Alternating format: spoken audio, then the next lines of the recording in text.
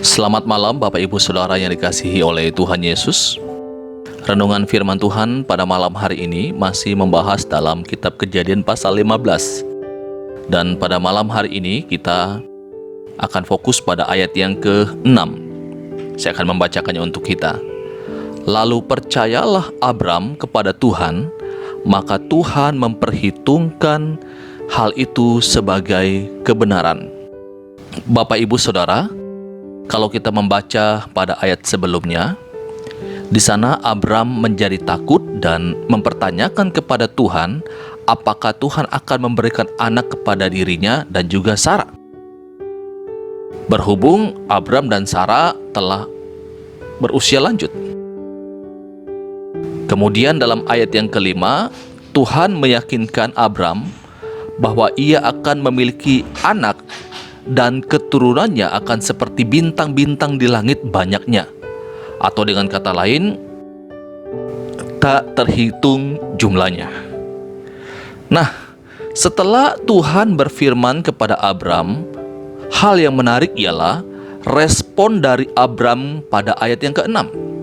Dikatakan bahwa lalu percayalah Abram kepada Tuhan. Atau dengan kata lain, Abram beriman kepada Tuhan. Kita kenal bahwa Abram disebut bapa orang beriman.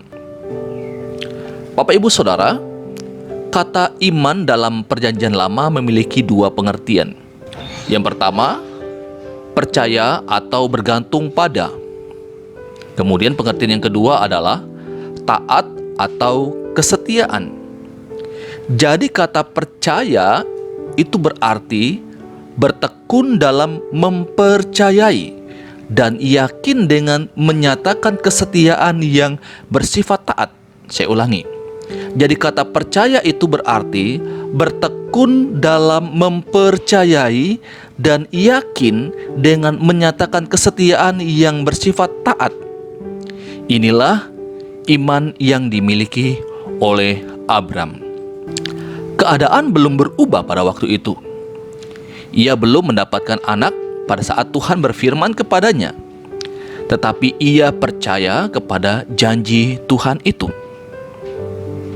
Selanjutnya dikatakan bahwa dengan Abram percaya kepada Tuhan, maka Tuhan memperhitungkan itu sebagai kebenaran. Atau dengan kata lain, karena ia percaya kepada Tuhan, maka ia diperkenankan Tuhan. Satu hal yang menarik sekali di sini. Tidak dikatakan bahwa Abram dibenarkan karena ia telah melakukan perbuatan baik, tetapi karena ia percaya. Dan kebenaran ini semakin dipertegas di dalam Perjanjian Baru, bahwa manusia itu dibenarkan atau diselamatkan bukan karena ia melakukan perbuatan baik.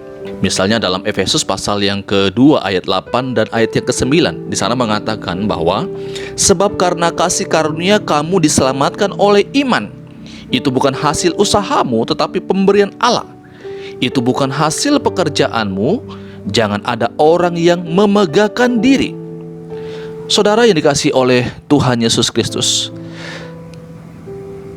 dari bagian ini mengingatkan kita kembali bahwa kita dibenarkan oleh Tuhan bukan karena kita giat melakukan perbuatan baik, bukan karena kita rajin beribadah, rajin berdoa, rajin memberikan persembahan syukur, persembahan persepuluhan, rajin membantu orang lain, dan perbuatan-perbuatan baik yang lainnya. Bukan itu yang membuat Tuhan membenarkan kita. Kita dibenarkan karena kita percaya, beriman kepada Tuhan, yaitu Tuhan Yesus Kristus. Perbuatan baik adalah suatu ungkapan syukur kepada Tuhan karena telah dibenarkan atau diselamatkan oleh Tuhan. Ini renungan firman Tuhan untuk kita pada malam hari ini. Biarlah kita terus bertumbuh di dalam pengenalan akan firman Tuhan. Selamat malam, Tuhan Yesus memberkati kita semua. Amin.